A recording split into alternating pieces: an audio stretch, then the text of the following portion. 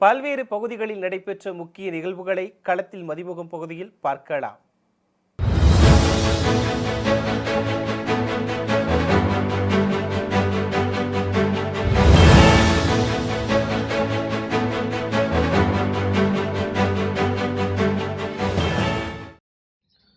தூத்துக்குடி மாவட்டம் கயத்தார் அருகே உள்ள தேசிய நெடுஞ்சாலையில் போலீசார் வாகன சோதனையில் ஈடுபட்டிருந்த போது அவ்வழியாக வந்த 4 சக்கர வாகனத்தை நிறுத்த முயன்றனர்.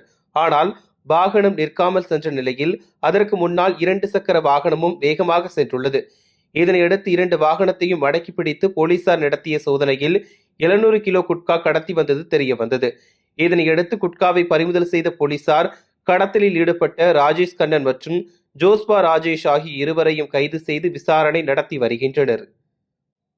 திருப்பூர் மாவட்ட ஆட்சியர் அலுவலகம் முன்பு பதவி உயர்வு வழங்க வேண்டும் உள்ளிட்ட 7 அம்ச கோரிக்கைகளை வலியுறுத்தி அங்கன்வாடி ஊழியர்கள் மற்றும் உதவியாளர்கள் சங்கத்தினர் போராட்டத்தில் ஈடுபட்டனர். தொடர்ந்து பல்லடம் திருப்பூர் சாலையில் அமர்ந்து மறியல் போராட்டத்திலும் ஈடுபட்டனர். இதனையடுத்து பேச்சுவார்த்தை நடத்தியும் போராட்டத்தை கைவிட மறுத்ததால் அனைவரையும் போலீசார் கைது செய்தனர்.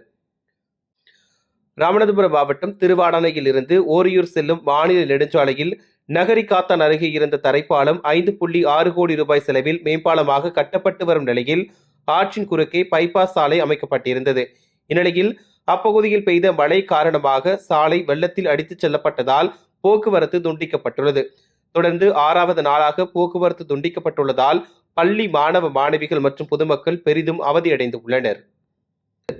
மயிலாடுதுறை மாவட்டத்தில் கடந்த ஜனவரி மாதம் பெய்த கனமழையால் பாதிக்கப்பட்ட விவசாயிகளுக்கு மாவட்ட நிர்வாகம் பரிந்துரைத்த 63 கோடி ரூபாய் நிவாரணத்தை உடனடியாக வழங்க வலியுறுத்தி அனைத்து விவசாய சங்கங்களின் கூட்டமைப்பு சார்பில் கண்டன ஆர்ப்பாட்டம் நடைபெற்றது. அப்போது மத்திய அரசு கொண்டு வர உள்ள விதை மசோதா நகலை எரித்ததால் பரபரப்பு ஏற்பட்டது. பயன்படுத்த வேண்டும்.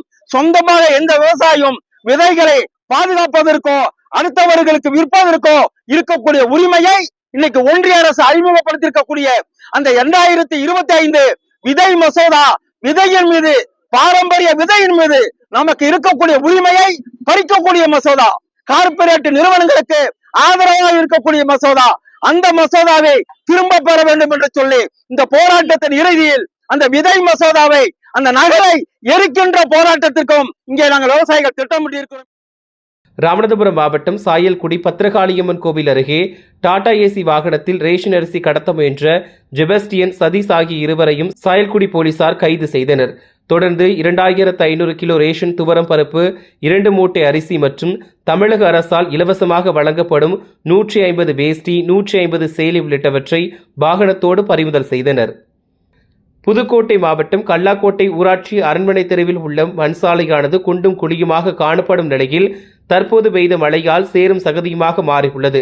இது தொடர்பாக ஊராட்சி நிர்வாகம் எவ்வித நடவடிக்கையும் எடுக்காத நிலையில் பொதுமக்கள் ஒன்றிணைந்து சாலையை சீரமைக்க முயன்ற போது தனிநபர் ஒருவர் தனக்கு சொந்தமான இடம் என கூறி சாலை அமைக்கிவிடாமல் தடுத்ததாக கூறப்படுகிறது.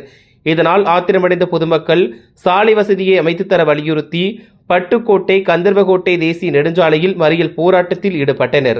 40க்கும் மேற்பட்ட குடும்பங்கள் வசிக்கிறோம். எங்களுக்கு சாலை வசதி இது வரைக்கும் யாருமே அமைத்து தரல. இப்போதைக்கு மழை பெஞ்சு குண்டுங்குழியுமா ரொம்ப மோசமா இருக்கு.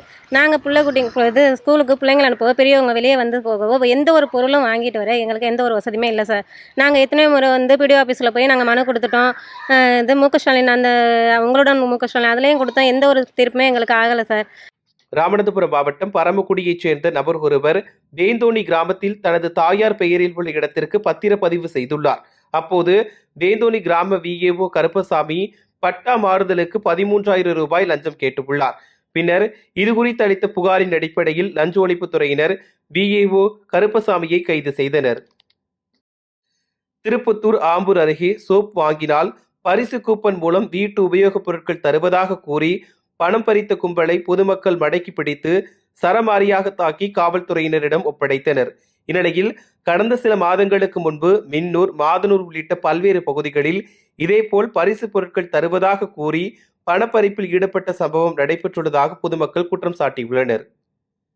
புதுக்கோட்டை வழக்கறிஞர்கள் சங்கத்தின் சார்பில் ஜாக் பொதுக்குழுவின் தீர்மானத்தின்படி நீதிமன்றங்களில் ஃபைலிங் நடைமுறையை உடனே நிறுத்த கோரியும் பழைய நடைமுறையை பின்பற்ற வலியுறுத்தியும் ஒரு நாள் அடையாள உண்ணாவிரத போராட்டம் நடைபெற்றது. இதில் ஏராளமானோர் கலந்து கொண்டு கண்டன கோஷங்களை எழுப்பினர். ராணிப்பேட்டை மாவட்டம் தப்பூரில் உள்ள ஏரியில் இருந்து அனுமதி பெறாமல் டிராக்டர் மூலம் கிராவல் மண் கடத்துவதாக கிடைத்த தகவலை அடுத்து பானாவரம் போலீசார் சோதனை நடத்தினர். அப்போது ஜேசிபி இயந்திரம் மூலம் கிராவல் மண் அள்ளி கொண்டிருப்பது தெரிய வந்தது. இதனையடுத்து போலீசாரை கண்ட ஓட்டுநர்கள் அங்கிருந்து தப்பிச் சென்ற நிலையில் டிராக்டர் ஓட்டுநர் சுதாகரை மடக்கி பிடித்த போலீசார் ஜேசிபி இயந்திரம் மற்றும் டிராக்டரை பறிமுதல் செய்து விசாரணை நடத்தி வருகின்றனர்.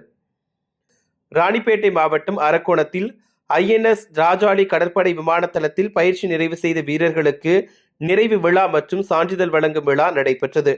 105வது ஹெலிகாப்டர் கன்வர்ஷன் கோர்ஸ் நிகழ்ச்சியில் கிழக்கு கடற்படை தளபதி வைஸ் அட்மிரல் சஞ்சய் பல்லா கலந்து கொண்டு வீரர்களின் அணிவகுப்பு மரியாதையை ஏற்றுக்கொண்டார். தொடர்ந்து சிறப்பாக செயல்பட்ட வீரருக்கு தங்க சிறகுகள் வழங்கப்பட்டது.